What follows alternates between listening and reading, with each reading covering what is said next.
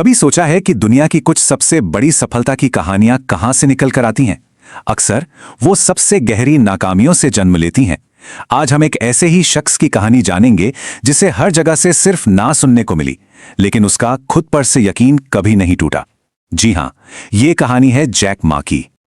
कहानी शुरू होती है जैक मा के करियर के शुरुआती दिनों से, जब उन्होंने नौकरियों के लिए अप्लाई करना शुरू किया। एक या दो जगह नहीं, बल्कि सोचिए पूरे 30 अलग अलग जगहों पर, और नतीजा हर बार निराशा।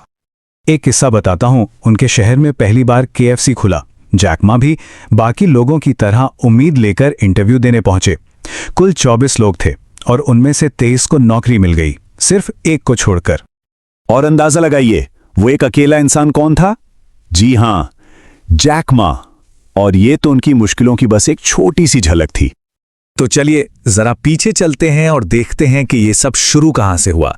साल था 1994।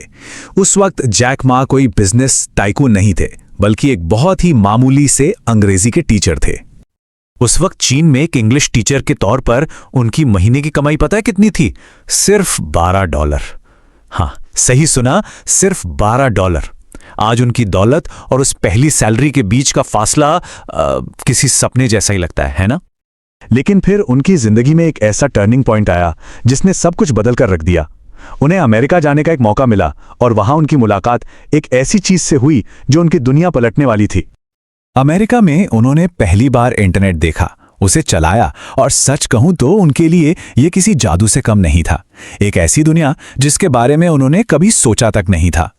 तो उन्होंने यूं ही जिज्ञासा में इंटरनेट पर बियर शब्द सर्च किया।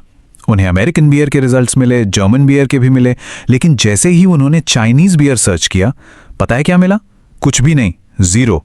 और बस उसी पल उनके दिमाग की बत्ती जली कि इस इंटरनेट की दुनिया के नक्शे पर तो चीन का कोई नामो निशान ही नहीं है। बस यही एक सोच लेकर वो चीन वापस आ गए। उनके पास एक जबरदस्त आइडिया था, चीन को इंटरनेट पर लाने का। लेकिन यहां कहानी में एक और ट्विस्ट था। चीन में किसी को भी उनका आइडिया समझ ही नहीं आया। उन्होंने अपनी इंटरनेट कंपनी का आइडिया इन्वेस्टर्स को बताना शुरू किया। एक बार, 2 बार, 10 बार नहीं, पूरे 40 बार। और हर बार उन्हें एक ही जवाब सुनने को मिला, नहीं। मतलब लोगों का रिस्पॉन्स कुछ ऐसा था।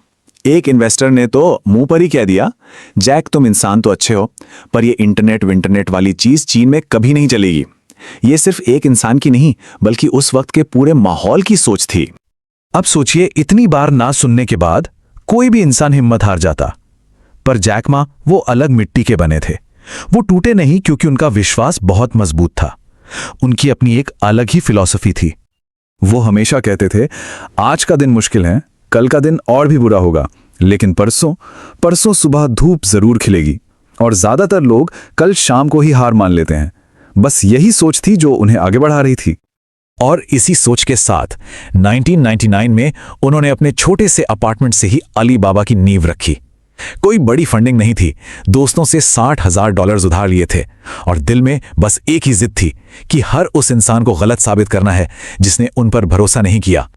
और उन्होंने ये करके दिखाया, ऐसा करके दिखाया कि दुनिया देखती रह गई। अली बाबा की सफलता ने सबको हैरान कर दिया।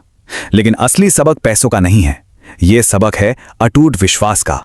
आज अली बाबा की वैल्यूएशन $200 बिलियन से भी ज्यादा है। ये उस एक इंसान की जिद और विश्वास का नतीजा है जिसे एक वक्त पर कोई एक मौका देने को भी तैयार नहीं था। तो इस पूरी कहानी से हमें सीखने को क्या मिलता है? अगर कोई सपना है तो कुछ बातें हमेशा याद रखनी चाहिए। हर कामयाब इंसान को कभी न कभी रिजेक्ट किया गया है। शक करने वाले हमेशा ये सोचते हैं कि वो ज्यादा जानते हैं।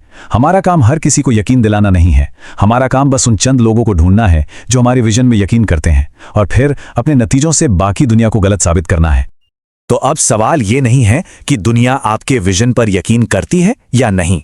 सवाल ये है कि वो कौन चंद लोग हैं जो करते हैं।